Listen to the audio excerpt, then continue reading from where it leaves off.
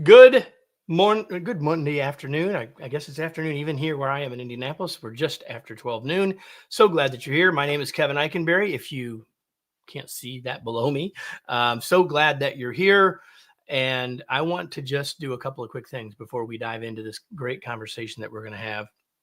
Number one, if you will go into whatever social platform you're watching and listening from, to the comments and just type in where you're from and say hello. We'd love that a lot. And that gets you used to typing, because I hope for the next 30 minutes or so that you join into this conversation. I want you to imagine that you're joining my guest and I around a table for a cup of coffee.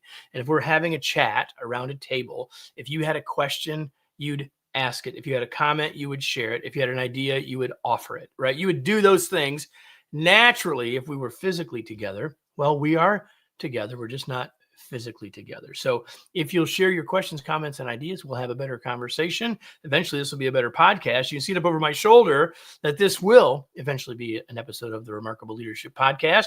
But if you're watching this live or just slightly after that, you're way ahead of the game, because this won't be on the podcast for a couple of months. So I'm so glad that you're here. Let me do a countdown where we will trim all this for the, for the podcast itself. And I'm going to do that right now. Marissa, this is for you in 3, 2, 1. The title of this episode is The Art of Change. Chances are you have a variety of thoughts and feelings about change, including when you have to lead it. And so I want you to realize that you've thought about this a lot, and everyone around you has thought and experienced a lot about this. And you may be thinking that you've studied it and you've led changes and you feel like you're missing something. You may be thinking that you'd like to find the Rosetta Stone to help you figure all this change stuff out. Or maybe you feel like it's just too complex to master. It's just part of the job. If you feel any of those things, you're going to love this conversation about how the art is at the heart of change efforts. Welcome to another episode of the Remarkable Leadership Podcast, where we are helping leaders grow personally and professionally to lead more effectively and make a bigger difference for their teams, organizations, and the world. If you're listening to this podcast in the future, you could join us live on your favorite social media channel. You can find out when those are happening, get information about those live episodes, and interact with us and get the information sooner by joining our Facebook or LinkedIn groups. Just go to remarkablepodcast.com/Facebook or remarkablepodcast.com/LinkedIn. Today's episode is brought to you by my latest book, Flexible Leadership: Navigate Uncertainty and Lead with Confidence. It's time to realize that styles can get in our way and that following our strengths might not always be the best approach. In a world that is more complex and uncertain than ever, leaders need a new perspective, a new set of tools to create the great results their organizations and team members want and need. That's what Flexible Leadership provides you. You can learn more and order your copy today at remarkablepodcast.com/flexible. Now, with that, I'm going to bring in my guest and I'm going to introduce him, and then we're going to dive in. My guest today is Dr. Jeff DeGraff. He is clinical professor at the University of Michigan's Ross School of Business and the co-author of The Art of Change: Transforming Paradoxes into Breakthroughs. Known as the Dean of Innovation, he has spent 4 decades helping organizations from Fortune 500 companies to the U.S. military lead change from the edges, not the center. Jeff, welcome to the show. So glad to have you. Kevin, thanks for having me on. We had the chance to chat before we went live. We have some things in common, which we probably won't get into today, but I'm just going to do this. I'm just going to wave to Melanie, and you can do the same. No one else will know what that's about, but we know, and we'll try to make sure she gets a chance to watch or listen to this. So, Jeff, when I got the book in the mail, I certainly knew who you were, and I loved the title, which got me to dive in, which almost immediately had me say, yeah, I want to have this guy on the show. But before we get to the book, I want to know a little bit about your journey that leads you to do the work that you do every day. Well, it's interesting. I'm from Michigan. I'm from Western Michigan and grew up in a blue collar neighborhood. And through a series of almost Forrest Gump like opportunities. I ended up being a pretty young PhD. And at 25, I met a guy who had a small pizza company. And 5 years later, at 30, we sold Domino's Pizza to Mitt Romney and Bain Capital. And then I was 30 and didn't know what to do, and did a little stint with Apple and Steve Jobs and all that. And Michigan asked me if I wanted to come back and teach MBAs how to be creative. And I remember telling Bob Quinn, they're dull, drab, and awful. You can hear them think. And he said, yeah, I know. That's why we want you to do it. So I thought I would do it for a little bit of time. It's been almost 40 years. And over the years, I built these consulting practices, two of them, one not for profit and one for profit. That's what brought me into the military because of the work I'd done at Apple and Google and GE and everybody else, right? So it became an issue of how do you build really sustainable, dynastic innovation ecosystems. That was my interest. And so that, at least at some level, leads to this book. Why this book? We're going to talk about the title and a lot of the ideas in it in a second, but why this book, The Art of Change? Yeah, it's interesting because it actually came from a frustration. Some of your listeners may know or may not know, I worked on the COVID vaccine. I have a patch for Rapid X. I actually start the book with it. I start the book by saying, when your country calls and says, we have a problem, we need some help with this, you do what you can do, right? The challenge of all of this was I had some of the brightest people I've ever met in my life, Kevin. And the one thing that absolutely stopped everybody is they could not handle the ambiguity of the future. They could not handle paradoxes, which of course are central to change and innovation because there is no data on the future. And the number one form of resistance is excessive data gathering, sort of getting stuck in the planning cycle. So I wrote the book saying paradoxes and ambiguity are not just a side effect of things. They are the essence of change. If you can't deal with it, you're probably not going to make change happen. So I mentioned at the beginning that this episode is brought to you by my new book, Flexible Leadership. And for a long time, Jeff, the working title had the word paradox in it, which I think maybe drew me to your subtitle a little bit. And there's so many times I found myself as I was reading nodding, and we're going to get to all the paradox stuff in a minute. But I want to actually ask you about something it's like the last thing I read in your intro. It says that helping people move to change from the edges, not the center. What do you mean by that? Well, innovation doesn't move inside out. It moves outside in. And I have a rule that I call the 20-80 rule. It's not the 80-20 rule. The 80-20 rule says let's turn around. The 20-80 rule says it's easier to change 20% of an organization 80% than it is to change 80% of an organization 20%. And what your listeners need to think about is a bell curve. And think about when people really change. They're in a crisis. Well, why do you change in a crisis? Because the risk of trying something radical and the reward of where you're at is reversed. It's not just people. Think about the first $1 trillion company, is a company I've been associated with forever, which is Apple, right? Apple is basically going bankrupt in 1997. And when you're in that kind of state, that's why when people get a divorce or they lose their job or somebody passes away close to them, they're likely to change. And the same is true when you're on a roll. When you're on a roll, we have what's called risk capital. So the right off the bat, the reason the edge matters is at the middle, you're protecting the rent, right? At the edges, you're not. And most people, when they start trying to launch change from the middle, they're really just doing project management. X marks the spot. If you can hit it from the day that you started, it tells you that the change that you've made is very incremental and probably not very significant. That doesn't mean there's not a place for that. It's just not. Yeah. Let's just not call it what it's not, right? Yes, and then we have a nice term for that in the innovation. We call it the long tail, right? So the long tail means once we figured it out, then there's a whole bunch of stuff you get. Right. So the book is called The Art of Change, and in the writing that I did to hopefully encourage people to come join us, I talked about that word art versus science. And so let's just talk about that for a second. Like, there is some science to change.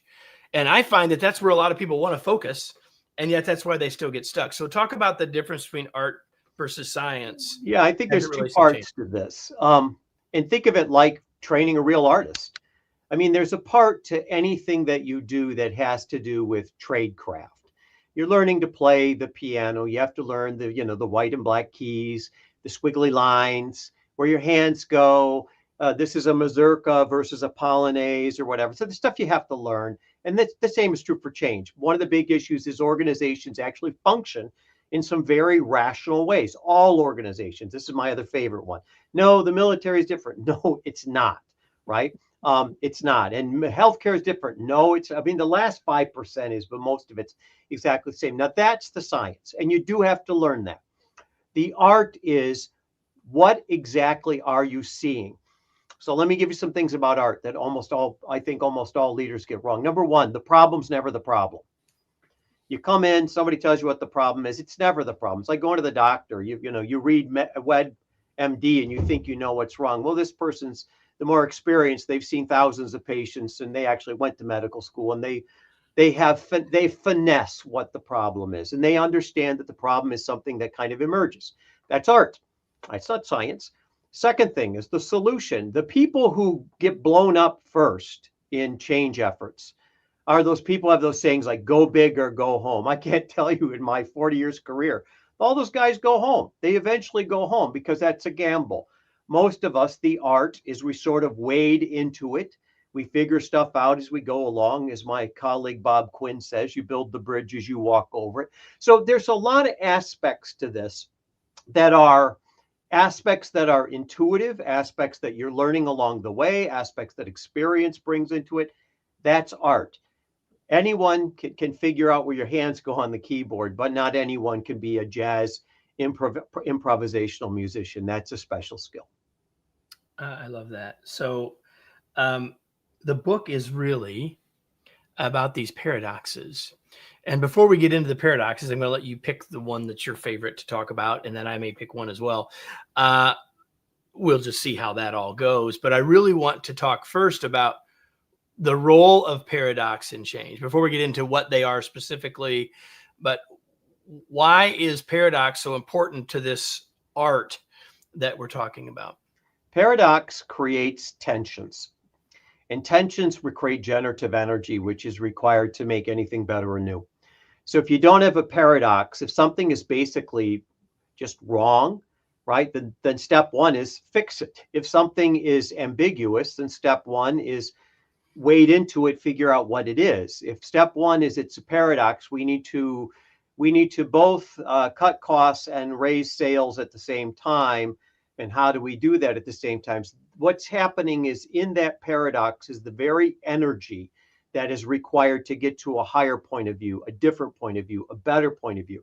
Not compromise, not trying to solve for X, but trying to figure out how to use that tensive energy. So a great example is right now in America, everybody's going, oh, it's the end of the world, it's a new civil war. It's not that at all. The death of change and innovation is apathy. When everything's over aligned, everybody agrees, everybody's happy with what they do, nothing moves. There's no reason to move it. There's no energy. When people have different ideas, and again, there's good change and there's bad change. We don't want anything bad to happen to anybody. But that tension, that paradox provides the actual energy that's going to require to make things better and new. Yeah, I say to people all the time, to expect there to be change without resistance is like that's not possible. And resistance is ultimately just energy, to your exact point. And the more somebody resists something, and this is important for your listeners to understand this, the more somebody resists something, the more they believe they're protecting something sacred. The more somebody resists, the more they believe they're protecting something sacred. And that's why great change agents are almost always invisible. They're almost always people who give credit to other people, right? That's why, because those people believe they were protecting something sacred. They gave up something that was very important to them. How do we accredit them with the change that made things better and new? So how does that relate to the idea? Kevin's already off script. How does that relate to the idea of facilitating change? Because when I think about the word facilitating, it simply just means to make it easier. And that's what I heard you saying just now. So do you use that phrase? How does that phrase facilitating change relate Well, to the point you just made, Jeff? my work is basically based on a number of other people's work through history. You're going to find Bob Quinn's model of competing values, Prahlad's model of core competencies. Remember, I'm at the Ross School for 36 years, so obviously my elders, the older brothers, had an influence on me. But my contribution is that there's creative power in constructive conflict. I'm a huge believer that you have to put very different ideas together in a room. And the reason for that is when I started studying these innovation, what we call creativity clusters, what we noticed was that the only thing that was really different about them, which produced almost all the intellectual property around the world, these big creativity clusters, is that people have different ideas and they know how to engage in these conflicts in a normative way. So it's not personal, it's not prejudice, it's not destructive. It's I'm challenging your idea. So the first how it relates is the first thing is you're trying to actually create the difficult conversation, or as I like to put it, the dinner party. You put the two people, you don't want the people who are going to be nasty to each other, but you put the two people next to each other who have different ideas. And you kind of shake the box a little bit. And you say, what are we going to get from that? Now, if they're purposeful, if they really have the intentionality of doing good things, they'll respect the other person, but that idea will move forward. And so that becomes the key of that. That becomes the key. Don't try and destroy the person. They have a belief system, and that's not why we're here. Why we're here is to challenge an idea and to see if we can get that idea to grow.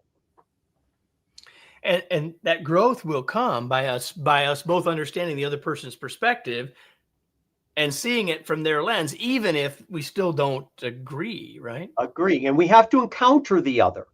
The problem with the internet and with social media is it's an echo chamber. Forget politics and religion, look at somebody whose interest is alt bands or something. They believe all the same crap. All of us do. And you get the likes, which are, you get the, adrenaline going. Well, those people aren't very helpful. You're not going to get to the next place. A lot of times they're liking bad ideas. The only way you're going to get to the next place is you have to encounter the loyal opposition with the concept that you're both trying, or all of you are trying to get to this better place. So we've been hinting at what you call the paradoxical mindset challenge, but can you outline it a little more specifically? Because it sort of forms the concept of the rest of the book and the rest of the ideas I want us to talk about. So go ahead. I didn't interrupt you. Sorry.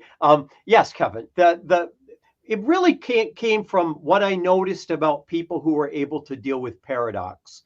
And I think I'm somebody who's okay at that. I'm pretty fluent in that. Well, this first step is we tell ourselves a lot of stories. I don't know if you do it, but I do all the time. And sometimes I tell them out loud to myself, right? I'm like Tevye in Fiddler on a Roof, right? I'm always talking to myself about things. And I tell the story and I tell the story and I tell the story. And a lot of times I'm looking for what's the right way to tell the story. But a lot of times when I tell the story to myself about something that happened, I notice there's something that doesn't quite fit. It seems like there's things that I normally don't do. So let me give you an example that I give in the book. I love trees. I'm a tree guy, and I live like a hobbit on the Huron River. I'm surrounded by these 200-year-old trees everywhere, and I love them. We had a terrible snowstorm a few years back, and a lot of the big trees lost huge limbs. And I'm talking about limbs that weigh, 3 tons. I mean, these are large trees. Well, there were some trees, some apple blossoms that were going over my sunroom. And while they're cutting down these branches that needed to be cut down, a guy asked me, do you want me to just cut this tree down? Because I just wanted to trim it up so it didn't fall on the sunroom. And in a moment, I said, yeah, cut it down. And the minute he cut it down, I thought, oh my God, why did I do this? Right? I love trees. I'm normally not capricious like that. So that would be a story that I'd say there's a paradox. I love trees, but I let them cut it down. Well, the second step is you got to find the paradox. You tell the story and tell the story and tell the story till you find what's the paradox in here. And that takes time. That's not easy to do. And if your listeners are trying to figure out how to do this, I can tell you the one area where almost everybody gets it. Think about a relationship that you wanted to work that didn't. It's a perfect way to find them because you'll find I thought it was this, but these two things happened together and I couldn't quite figure out what was at the center of this, right? Yep. Well, that's part of the next piece. Now, third piece, what simple rules can you divine from this? What can I divine from I let the guy cut the tree down, or I asked the guy to cut the tree down when he asked me if I wanted to do it? Well, the simple rule would be, count to 10 or ask your wife or, develop a way to say, give me 5 minutes or 10 minutes to go through this. So that's, a little device, if you will, a cognitive device. And then finally, what's the experiment? Well, I tell in the book, we were out east one time with the family and the car broke down. This wasn't far after the tree issue. And now the issue became, oh, we got to fix your car and it's going to cost $1 million. And here's how we have to do it. And you say, wait a minute, what I'm going to do is I'm going to try this step of giving myself some time and looking at some alternatives. And I did, and I found a very different way to handle the problem. So now all of a sudden I'm able to make this change as a habit because I was able to deconstruct and reconstruct the paradox. So that is how you encourage us to think about the paradoxes that you outline in the book. And I found myself, as I was reading, even just reading the titles of the chapters for each of the paradoxes, I found myself smiling in some cases because those were things that I already recognize, those paradoxes, and in other cases things that okay, I want to learn more about those, and I'd just like you to pick one of them to you. Maybe it's one of your favorites, maybe it's the one that you just felt led to talk about today, maybe it's the one that you find people getting stuck on the most. I don't care which one you pick, Jeff, but pick one of them to help us get an insight into the art of change, number one, and number two, to help us see how this idea of paradox can help us as we're guiding change. Yeah, one of my favorites is we use facts to change people's minds, but facts don't change people's minds, right? And I'm around these really smart people all my life, and my wife will come home and she'll start talking about how something was explained. Remember, she's the co-author of this book. My wife's extremely intelligent, right? And I'll have to stop her and say, yeah, but facts don't change people's minds. So a perfect experience, example of that, I think, would be global warming. I do a lot of work around the country, and you go to places they don't believe in it. Well, what's happened over time is some of these places have had Category 4 hurricanes. Some of these places have had their houses washed away. Some of these places live up in the mountains and they've had fires that they couldn't put out. There are things that didn't normally happen to them. And we don't wish bad things on anybody. We wish good things, pray for good things. But these bad things happen to them. And when the bad things happen to them, all of a sudden, they understood because they had an experience. Facts don't change minds, experiences do. And I want to point out, and I'm not trying to be controversial, but I do start the book with my work on the COVID vaccine. And one of the things that was very difficult about that, now it depends on whether you look at the Johns Hopkins study or the Brown study, right? Out of the first million people who died in the United States, 25 to 40% of them died with the vaccine available to them. Now, here's the point I'm trying to make. I'm not trying to make a political statement at all. I'm trying to make this statement. What people believe is so powerful that they're willing to die for it, literally. And that it is only through experiences. And some people say stories and other stuff. I'm not sure that's even true.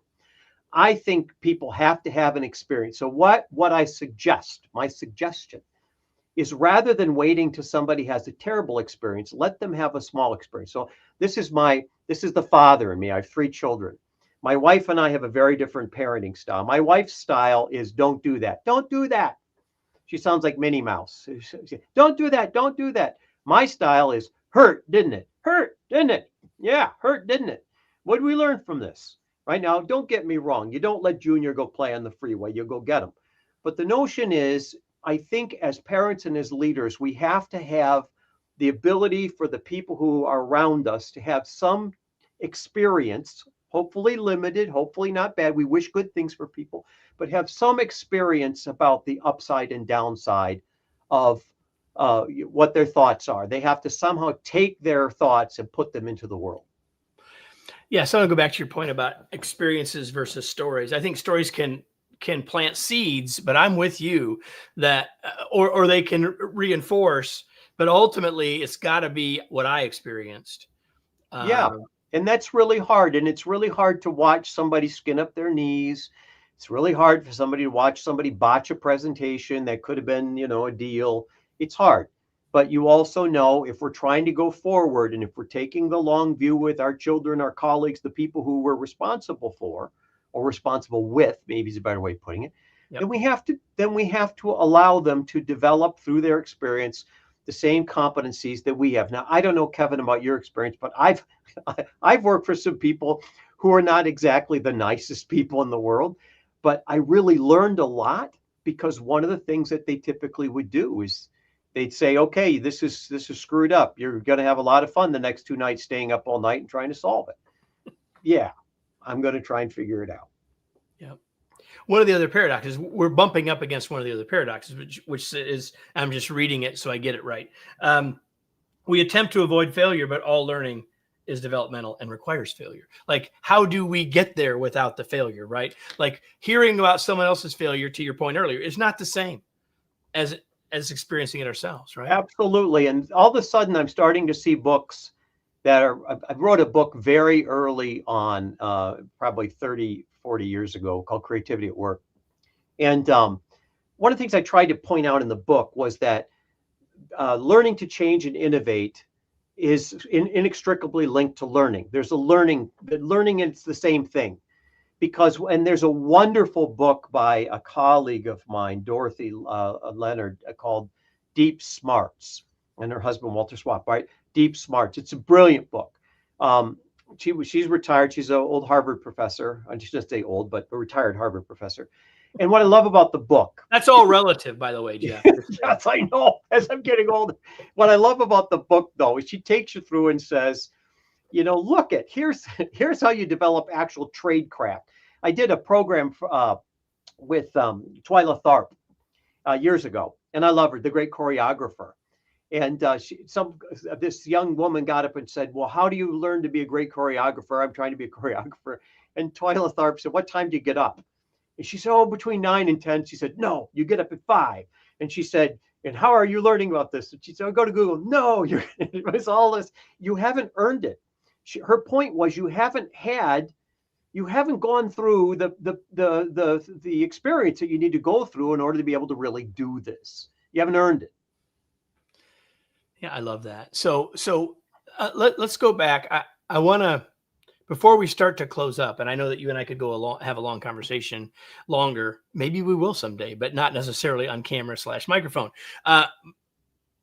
Because we could talk about all of these paradoxes. They're all fabulous ways for us to think in new ways. And I'm talking with Jeff DeGraff, one of the two authors of the new book, The Art of Change, Transforming Paradoxes into Breakthroughs.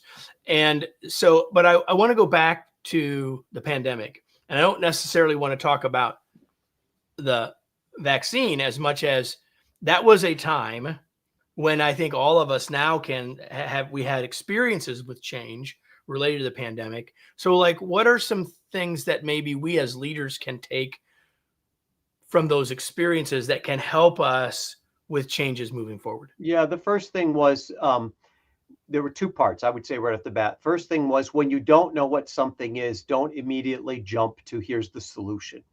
And that was the problem. The problem was what's called a forward position problem, means there's a lot of ambiguity. And what we really need to do is hedge. We really need to look at a diversity of ways of handling this problem. We closed the box too early, right? So all of us, there was a lot of other things that could have been done, and we saw this in some small places. That's the first thing that could have been learned. Don't be so certain you know what things are, right, before you know what they are. And then the second thing is that, which I think goes along with this, is that anything that's worth learning reveals itself over time. So you're going to change your mind. And people who said, "Well, I can't believe we did this, then we did this, and we did," I'm like, well, we had incomplete information. That's how it all makes sense backward, but it doesn't. Yeah, I'm like, any fool can do that. The notion is, as you're going forward, you have to adjust based on what's going on, and that was the whole thing. And once we got to that point, sort of collectively, did you notice how quickly everything went? All of a sudden, we were good at this, right? But boy, it took about 6 months or 7 months of, At just least. hang on. This is the way we sort this out. So that I think is what we really could take from it. And I think the biggest thing that we could take from it is that change is inevitable. If you read about pandemics or wars or natural resource, you can read about it in Thucydides, you can read about Herodotus, the Bible, you pick it. The human condition, the basics, the centerpiece of the human condition is change. It's not something that happens to us. The homeostasis that we believe we have, that's the part that we're imagining. The world is in flux. We are in flux.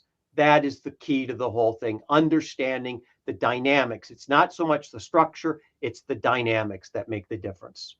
Allostasis, not homeostasis. There we go. Very good. You're right.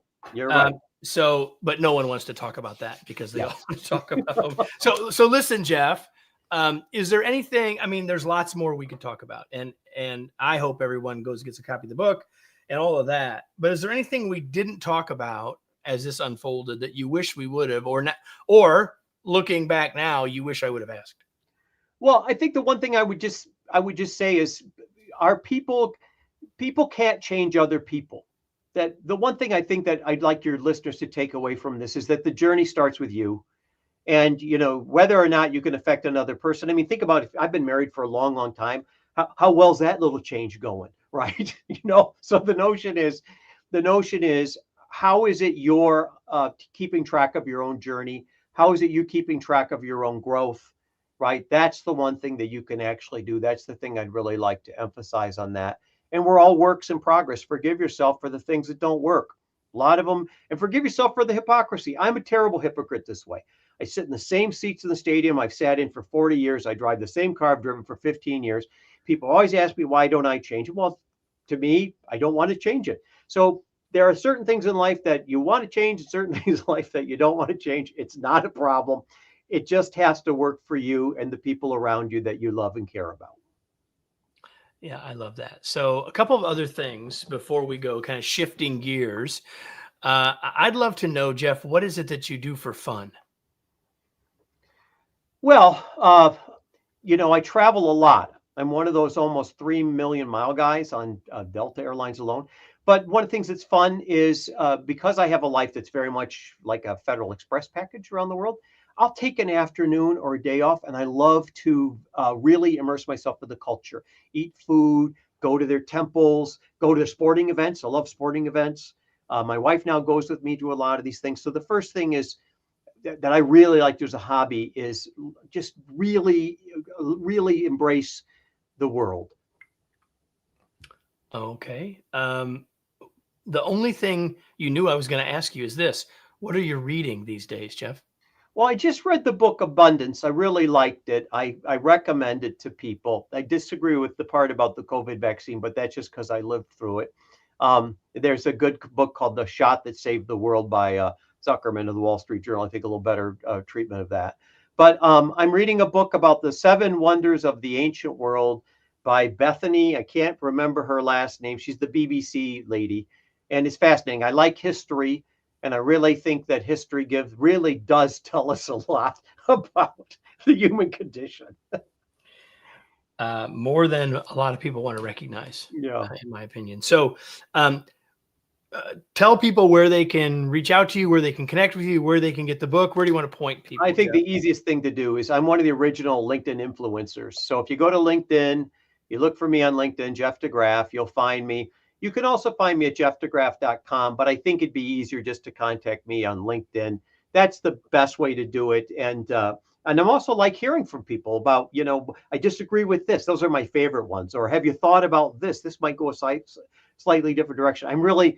This is the professor in me. I really like that. Let's get, let's what do the young people say? Chop it up. I think let's chop it up. You can chop it up. You can do it on LinkedIn. You can go to jeffdegraff.com. You can go to artofchange.net. There's websites. Oh, yeah. You can do artofchange.net. Yep, that works too. All right. So before I let Jeff go, and before I let all of you go, before this ends, I want to ask all of you the question that I ask every single episode. And the question is simply this. Now what? what will you do now that you've heard this conversation? What insights do you take from this? But that's not really it. It's not really the idea, but what are you going to do with the idea that matters?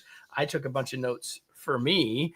But the question is, what did you take from this that you will apply? Because until you do that, this isn't nearly as valuable as using this as a collector of information is one level. Using this as a spur to or an inspiration to action is, I think, ultimately what both of us would prefer for you. And it's ultimately what will make this most valuable for you. So Jeff, thanks so much for being here. I've been looking forward to it. We had a bit of a fit and start before we got here. I'm so glad we finally got the chance to do Kevin, this. thanks for having me on, and thanks to your listeners for having me on, and thanks for the remarkable leadership for having me on. Thanks, guys. All right, everybody. And so I hope you enjoyed it. If you did, make sure you're subscribed wherever you're watching or listening so you don't miss any future episodes. Make sure you tell somebody else to join us as well, because that's a part of leadership, is helping others move in positive directions. Hope you'll do that. Hope you'll be back next week for another episode of the Remarkable Leadership Podcast. Thanks, everybody.